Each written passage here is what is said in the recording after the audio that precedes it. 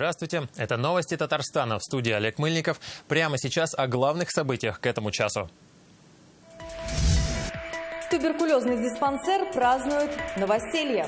Все, что делается, это во благо здоровья наших граждан. Какова мощность диспансера и когда здесь примут первых пациентов, узнала Алия Хайрудинова.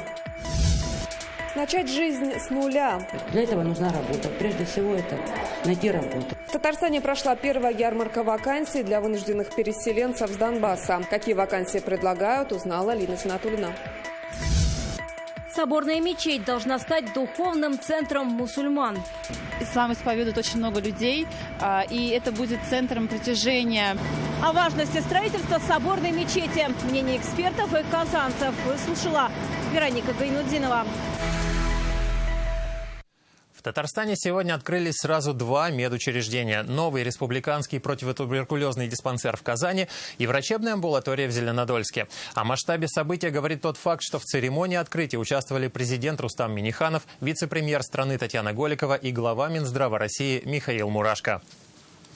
Объект для республики очень важный. Ранее здания тубдиспансера находились в разных частях Казани. Сегодня помощь можно получить за один день в одном месте. На реконструкцию было вложено более миллиарда рублей. Это рекордная сумма для Татарстана. Дороже обошлась только новая инфекционная больница – 1,6 миллиардов. Алия Хайрудинова увидела в действии национальный проект здравоохранения. Почти 10 тысяч квадратных метров, 5 отделений, современное оборудование на сотни миллионов рублей. Все это новый противотуберкулезный диспансер. Прежний был построен в 1905 году. Полгода потребовалось строителям республики, чтобы отстроить объект федерального масштаба. Республика Татарстан также демонстрирует успешные показатели. Заболеваемость туберкулезом за 3 года снизилась на 18,8%. Показатель смертности снизился на 28%. Открытие этого учреждения, оснащенного самым современным оборудованием, позволит внедрить современные технологии диагностики туберкулеза. Только в прошлом году, несмотря на пандемию, в стране возвели 221 медицинское учреждение. Из них 214 по программе модернизации первичного звена в регионах. Прошу губернаторов всех очень внимательно относиться к этой чувствительной теме. Каждый житель населенного пункта, поселка, города ждет с нетерпением открытия новых объектов. В поликлинике, амбулатории и ФАПы поступят более 32 тысяч единиц современного медицинского оборудования, в том числе способные передавать данные через систему интернет и формируя в том числе второе мнение специалистов. Президент Рустам Минниханов поблагодарил руководство страны за внимание к республике. Он сообщил, в Татарстане на укрепление материально-технической базы здравоохранения в прошлом году направили более 10 миллиардов рублей. Половина из республиканского бюджета – это оснащение автомобилями, закупка медоборудования и строительство новых объектов. Порядка половины этих средств – это федеральная поддержка. Мы всегда, конечно, поддержку получали в таких объемах. Такой поддержки не было. Мы искренне благодарим, и, конечно же, все, что делается, это во благо здоровья наших граждан. Хотим поблагодарить вас за те условия прекрасные, которые созданы. Все оборудование, Виктор Рахмат. Сейчас в Татарстане на учете 1500 пациентов с диагнозом туберкулез. Из них 32 ребенка. Как их будут лечить в новых условиях, президент увидел сам. Центр обошелся республике более чем в миллиард рублей. Необходимость возникла после закрытия туберкулезной больницы в Каменке, а здание на Шаляпина было построено в 1905 году. В итоге новый тубдиспансер расположился на проспекте Победы. Ранее планировалось отдать его под травмоцентр. Пациент раньше обращался на Шаляпина или на Сибирский тракт, который необходимо было сделать еще ряд исследований, компьютерную томографию. Он выезжал в Дербышки, где находится стационар, и там проводил.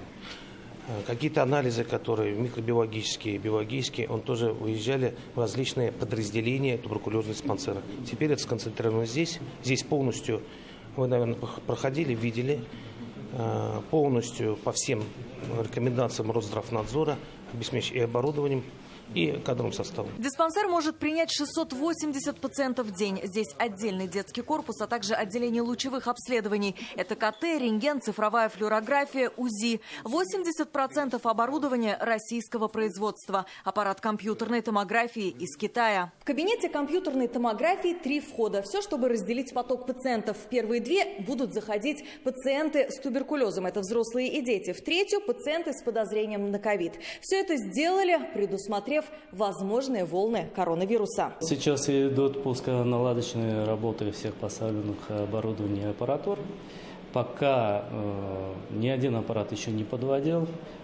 Тестовые обследования проведены. В 32 кабинетах будут посменно работать 46 врачей-фтизиатров и 7 узких специалистов.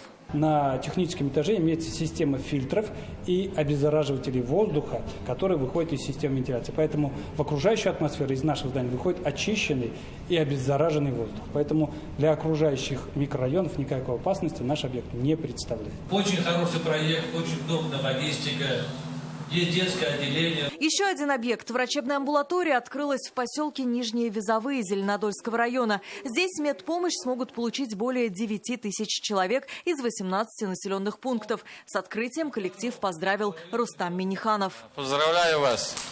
Хорошей работы. Давно уже жители обращались с просьбой построить в этой части медицинское учреждение. И, наконец-то, это событие случилось за полгода. С прошлого года на программу модернизации первичного звена из федерального бюджета выделено более 90 миллиардов рублей в год. К 2025-му общая сумма достигнет 500 миллиардов. Алия Хайрудинова, Ленар Хузяхметов, ТНВ, Казань, Зеленодольский район. Объединенная авиастроительная корпорация запустила производство 20 магистральных самолетов Ту-214. Об этом на полях форума выставки «Госзаказ» в интервью ТАСС заявил глава корпорации Юлий Слюсарь.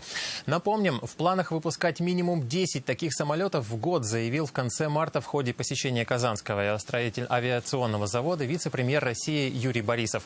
Ту-214 должны заменить иностранные «Боинг» и «Airbus». Наш самолет состоит в основном из российских компонентов. Зарубежные используются минимально. Как отметили в Объединенной авиастроительной корпорации, нужно в сжатые сроки нарастить серийный выпуск как самолетов Ту-214, так и Ил-96 и Ил-76. В республике начались ярмарки вакансий для вынужденных переселенцев с Донбасса. Первая сегодня прошла в санатории Васильевский Зеленодольского района. Вакансии предложили 9 предприятий Васильева, Зеленодольска и Казани. Из 92 размещенных здесь переселенцев 41 трудоспособного возраста. Однако желание найти работу выразили больше людей. Трудиться хотят даже пенсионеры. Кем они работали раньше и чем планируют заняться теперь, узнала Лина Зинатуллина. Какие условия труда, какие социальные бонусы. Ярмарка вакансий для вынужденных переселенцев в санатории Васильевский первая в республике. Напомним, в Татарстан приехали порядка 1000 человек, и задача сегодня – помочь всем желающим с трудоустройством. На площадке ГУЛ переселенцы расспрашивают о предлагаемых вакансиях, работодатели разъясняют и приглашают на экскурсии по предприятиям. Звонок сделаете, я подъеду, привезу, все вам покажу. Надежда и Алексей Чирские в Татарстан прибыли с 15-летней дочкой и 8-летним сыном, с одной сумкой на 4. Были дом, квартира, машина. Бросили все в родном Рубежном. Накануне 20-й годовщины свадьбы вместе начинают жизнь с нуля. Оба работали на химическом производстве, но оно сгорело. Он начальник смены, она аппаратчик. Мы хотим просто, чтобы была работа, была заработная плата, чтобы содержать семью нашу. Вот. Мы готовы на переобучение, не только по нашим специальностям, но и также переобучиться на новые профессии. Большой выбор, работа есть, было бы желание. Желание у нас есть. Так как мы хотим остаться здесь, в России, получить гражданство, то будем стараться. У нас 2 детей, так что нам надо стараться работать. У Ольги Гуменюк экономическое образование. В Мариуполе работала кредитным экспертом. Сюда переехала с мужем, оставив дом и 2-комнатную квартиру. Теперь все сначала, несмотря на пережитое, руки не опускают. Конечно, планы осесть тут, найти работу, самим себя обеспечивать, потому что на шее государства, мы всем благодарны, но на шее государства же тоже долго не посидишь. Мы взрослые люди, имеющие руки, ноги и голову. Прачек производства, слесарь, кассир, упаковщик, прачка. 50 вакансий предложили сегодня 9 предприятий. Среди них сам санаторий, завод имени Серго, Васильевский хлебзавод и другие. Предварительно провели, естественно, анкетирование, в процессе которого мы выявили, какое образование у всех прибывших граждан, какой у них профессиональный опыт, какие пожелания у них к будущей сфере деятельности и к будущей профессии. Мы подобрали предприятия и те вакансии, которые соответствуют их пожеланиям. Я до этого, то есть в 2016 году работал пекарем на хлебокомбинате, на частных фирмах. Вот я выбрал тут пекаря на хлебозавод. То есть завтра я иду, как говорится, не на то, что экскурсию, то есть визуально посмотрю, мне расскажут, покажут и буду приступать к работе сразу. Сегодня на собеседование и экскурсии записались 38 переселенцев. Предложить вакансии готовы гораздо больше работодателей. Ярмарки вакансий будут регулярны. Следующая пройдет здесь 12 апреля. Лина Знатульна, Рамзиль Гарипов, ТНВ, Зеленодольский район. Одежду, обувь, детские игрушки и книги для вынужденных переселенцев сегодня собирает вся республика. Все для того, чтобы жизнь на новом месте сделать максимально комфортной. Молодогвардейцы сегодня отправились в санаторий «Санта» в Лаишевском районе. Здесь сейчас проживают 93 жителя Донбасса. Для них такое внимание и гостинцы оказались приятным сюрпризом. Наталья Кононенко одна воспитывает 5 детей. В Татарстан прибыли из Горловки. С собой успели взять только детские вещи и документы. На родине осталась сестра. Что с ней сейчас, не знают. Пока с ней связи у меня нет, я не знаю, то ли у них света нет, я не знаю. Сестра родная моя, у которой детей нет, она осталась там смотреть за жильем. Рада Бурлуцкая вместе с сестрой Маргаритой и сыном Николаем тоже из Горловки. Свой дом покинули в самом начале спецоперации на Украине. Мечтает вернуться домой. Пока же здесь ищет работу. Хочется, чтобы все было нормально, вернуться домой. Если будет куда вернуться. Дома сгорели, квартиры разрушены, электричества и воды нет, рассказывает Светлана Бурма из Мариуполя. Говорит, приходилось пить даже талую воду. Мы обрезали мусорный бак и везли маму на мусорном баке. Застелили пленкой, поролоном и везли ее через все вот эти булыжники, снаряды, трупы. Сейчас в санатории 93 переселенца, 24 из них дети. Поэтому в пакетах больше всего детских вещей. Их в офис молодой гвардии приносят простые татарстанцы. Что нужно в первую очередь, список составляют заранее. У нас есть на сегодняшний день возможность помочь бытовой химией, одеждой, верхней одеждой, обувью в том числе, продуктами личной гигиены. Поэтому мы эту помощь, в рамках которой помощи люди приносили, мы, соответственно, будем передавать по потребностям, которые у нас на сегодняшний момент есть. Помимо гуманитарной помощи для вынужденных переселенцев в санаториях республики организуют специальные детские комнаты. В них будет искусственный газон, детские игрушки и развлекательные программы с аниматорами. Первая откроется в Ливаде уже в конце этой недели.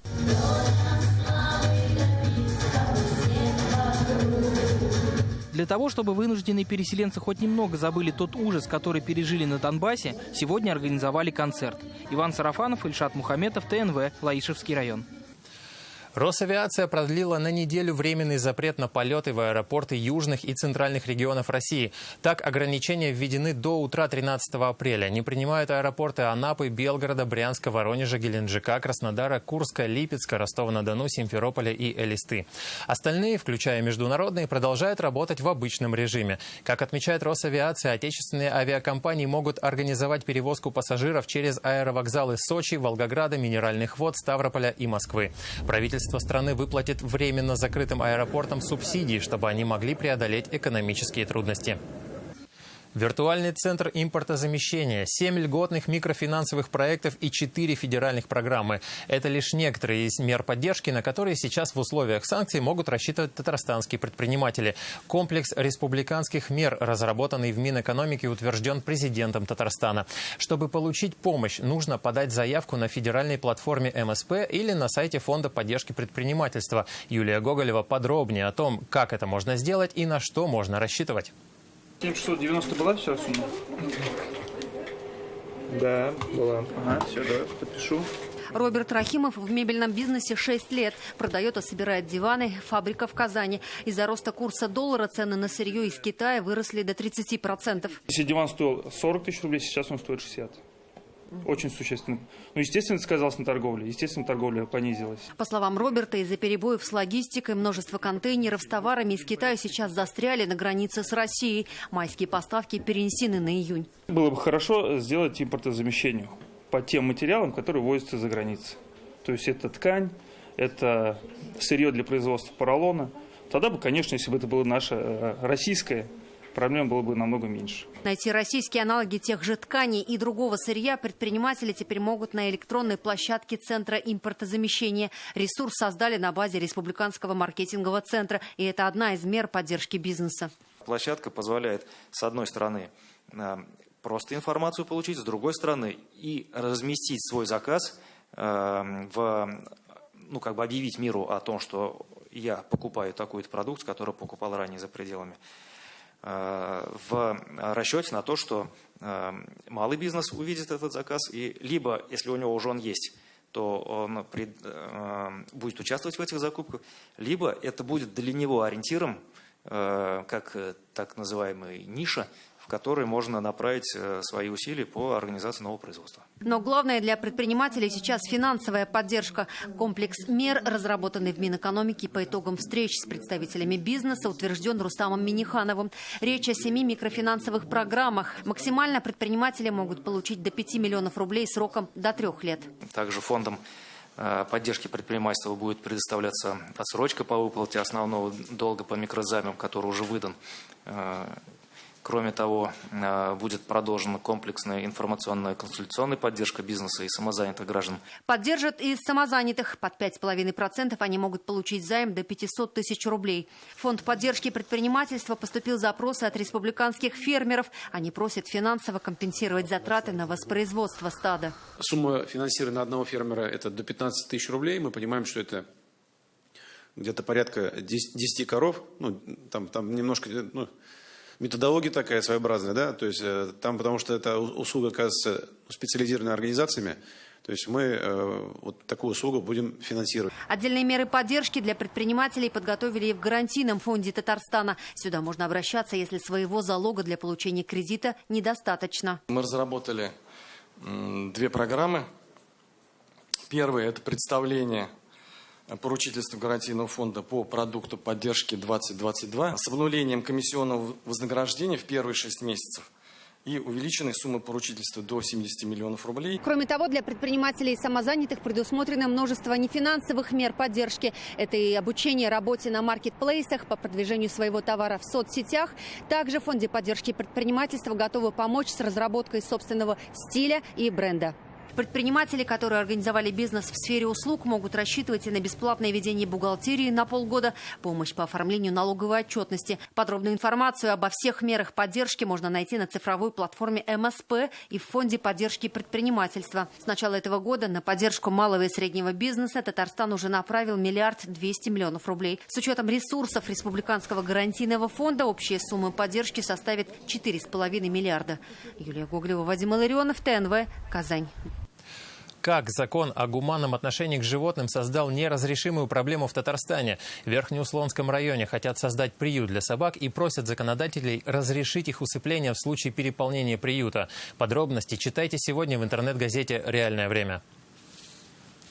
В Татарстане будут модернизировать систему видеонаблюдения. Сегодня в Доме правительства обсудили развитие проекта «Безопасный город». Во главе с Рустамом Миннихановым состоялось совместное заседание Совета безопасности Татарстана и координационное совещание по обеспечению правопорядка. Как отметил президент, «Безопасный город» способствует снижению преступности.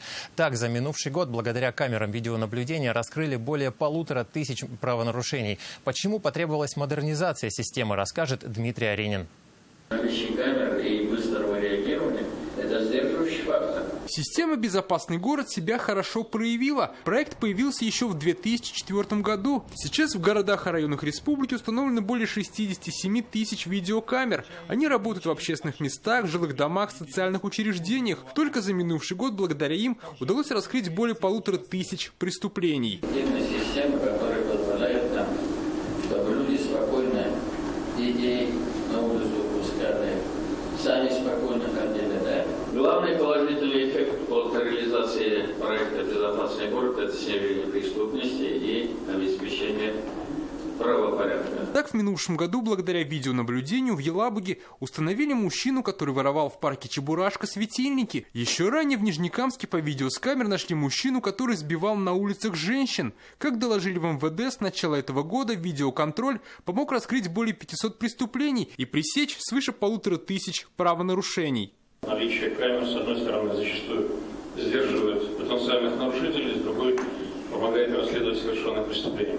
В 2/3 случаев при их раскрытии мы используем видеоматериалы. Это еще без учета, когда видеокамеры помогли сотрудникам своевременно вмешаться, предотвратить преступные действия. Безопасный город планирует развивать и далее. За минувшие 5 лет в проект инвестировано более 2 миллиардов рублей. Сейчас на геопортале Татарстана представлены данные с 80% камер. Как отметили, для повышения эффективности систем видеонаблюдения необходима их полная ревизия. Следует увеличить количество умных домофонов и обновить регламент доступа к архивным видео. Учитывая то, что вы дали старт этому проекту, очень важным, на мой взгляд, безопасный подъезд. 1200 камер на сегодняшний день установлено, то есть в рамках самого IT-домофона, и источниками финансирования являются собственники рекламно-управляющих компаний. Безопасный город – это целый комплекс из 40 систем, которые также созданы и внедрены в Татарстане. Отмечу, что требования федеральной концепции подразумевают создание 52 систем. В настоящем виде безопасный город, можно сказать, вырос на базе видеонаблюдения. Это по системе и по сей день остается наиболее видимой, эффективной и характерной его частью. Подытоживая, Рустам Минниханов поручил Минцифре совместно с муниципалитетами провести аудит имеющихся видеокамер и разработать концепцию дальнейшего развития безопасного города до 2025 года. Дмитрий Айринин, Давид Абдулин, ТНВ, Казань.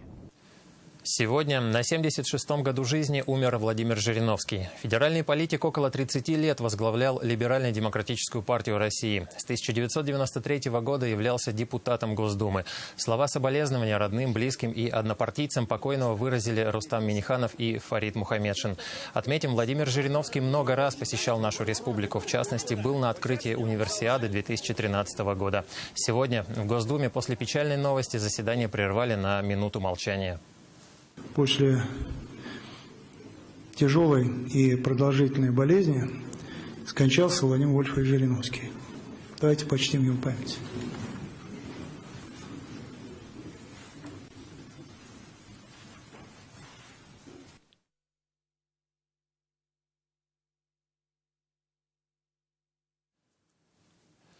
В Казани продолжается прием заявок от архитекторов на участие в международном конкурсе на проект эскиза соборной мечети. Она должна стать духовным центром мусульман и местом обучения верующих. Сейчас в столице нет мечети, которая смогла бы вместить под одной крышей 10 тысяч человек, говорит имам Хатыбы. Верующим зачастую приходится совершать пятничные или праздничные намазы под открытым небом и в любую погоду. В соборной мечети с проповедями к тысячам мусульман смогут обратиться богословы. В парке Кырлай продолжает работать спецтехника. Без кабинок уже осталось самое высокое сооружение – колесо обозрения. Разобрали аттракцион «Летающая тарелка». В парке 30 каруселей, и на большинстве идет работа. Все работы по демонтажу аттракционов в парке должны завершить к началу мая. Освободят территорию площадью 82 тысячи квадратных метров. Уже 20 мая будет заложен символический камень в основании соборной мечети. Строительство начнется осенью. О строительстве соборной мечети в Казани говорили еще в 2018-м. В год 1100-летия принятия ислама это станет знаковым событием. Жители с радостью восприняли эту новость. Это же как бы дом Аллаха же. У меня прям как бы душа рассела. Я думаю, что это очень надо. Для людей, для народа. Очень много людей ходит в мечети. Ислам исповедует очень много людей, и это будет центром притяжения на различные праздники, это как и Курбан-Байрам и прочие. Также в любой момент можно будет зайти спокойно почитать мечеть. Здесь нужно строить мечеть, потому что очень много народу, также приезжих, которые приходят и молятся. Каждую пятницу я вижу большие толпы людей возле офиса, на Чистопольск, например, перекресток Чистопольского Амирхана. Они там молятся даже на входе, например. То есть места для всех не хватает, и, соответственно, из-за этого нужно расширять. Вот она, мечеть Козан-Нурын на пересечении Чистопольской и Амирхана. По словам имама Хатыба Алмаза Хазрата, мечеть даже после расширения смогла принять 600 верующих. В специальный шатер на улице поместится еще 200-300 человек, но желающих прийти помолиться гораздо больше. Есть места, где даже в пятничных намазах верующие вынуждены совершать намазы на улице под дождем, под снегом. Вот поэтому мы надеемся, что в нашем городе будет большая централизованная мечеть, где могли бы посещать все желающие и совершать намаз, пятничный намаз, праздничные намазы внутри мечети, а не наружу. Соборная мечеть может стать и центром обучения верующих. У мусульман есть разные религиозные проповедники, имамы, казы, и есть очень большие ученые, богословы. Например, пятничная проповедь, если в районной мечети обычная аудитория простого имама, да, районного имама, это 300-400 человек, то, как вы понимаете, аудитория слушателей потенциальных того же Камиль Хазрата, она в разы больше. И просто нет такой мечети, которая бы позволила прийти на пятничную молитву и послушать его проповедь. Это одна из обязательных функций, которую могла бы выполнять соборная мечеть именно в большого масштаба. Я думаю, это будет счастье не только для татарского народа. Это обрадует и мусульман всего мира, потому что такие мечети, они важны. Важны для народа, для того, чтобы не просто прийти насладиться, а еще воспитывать своих детей. Когда ребенок приходит, узнает о духовности, узнает о доброте, узнает о том, что нужно любить людей, а этому ребенку уже в последующем легче становится жить. Сейчас проходит международный конкурс по разработке эскиза будущей соборной мечети. Планируется, что она будет вмещать около 10 тысяч верующих. Вероника Гайнудинова, Данил Филатов, ТНВ, Казань. Это были новости Татарстана. Еще больше информации в нашей группе ВКонтакте и Телеграм-канале. Также наши выпуски доступны на платформе YouTube. И в завершении выпуска «Немного весны». Из теплых стран возвращаются домой перелетные птицы. Давайте посмотрим.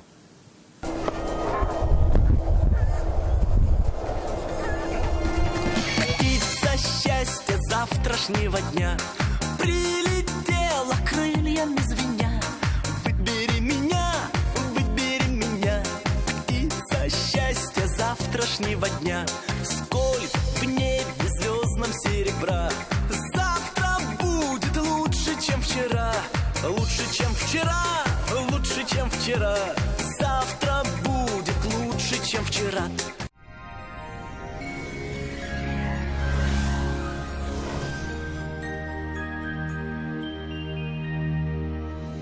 Здравствуйте! О погоде на 7 апреля после полезной информации. Укрепить иммунитет и восстановить силы поможет санчи. Благодаря свойству гармонизировать кровообращение, санчи благотворно влияет на работу всего организма. Дает энергию, нормализует сон, способствует устранению головных болей и хронической усталости, улучшает самочувствие. Польза санчи проверена веками. Недаром его называют сокровищем китайской медицины. Спрашивайте в аптеках Фармленд. Телефон для справок 8 927 236 71 75. Сайт sanchi.rf. По данным сервиса Яндекс.Погода, в Бугульме, Бавлах, Азнакаево в четверг днем прояснится. Будет тепло до 6 градусов. Все еще ветрено, но уже без осадков в Нижнекамске, Набережных Челнах, Елабуге. Лишь ночью небольшой снег. Ночная температура уже тоже стремится к плюсу, что, несомненно, радует, а днем до 6 градусов выше нуля. В Агрызе, Менделеевске, Актаныше облачная погода с прояснениями. Ночью небольшой снег, а днем местами дождь. И до 5 тепла. Пасмурный и дождливый циклон отступает и на северо-западе республики. В Арске, в Кукмаре, Балтаси переменная облачность, преимущественно без осадков, но будет ветрено. В Болгре, Држаном, Буинске осадки также прекратятся. Дневная температура до плюс 5.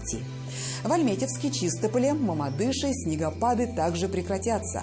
Днем возможен дождь, но и солнце добавит тепла, и температура станет выше.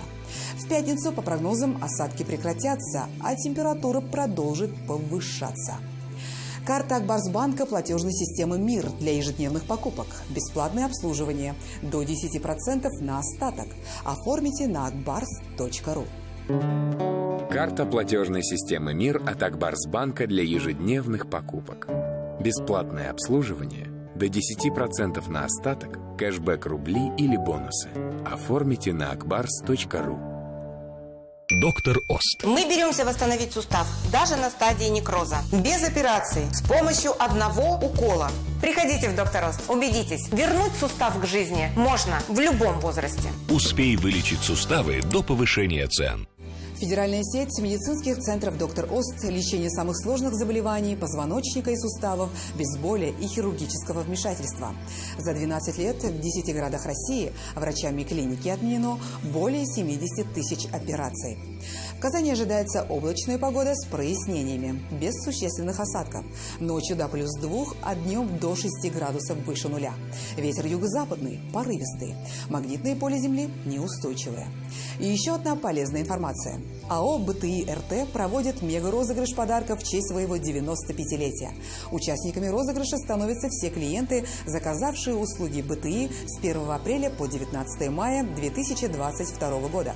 Сроки проведения розыгрыша с 1 апреля по 19 мая 2022 года.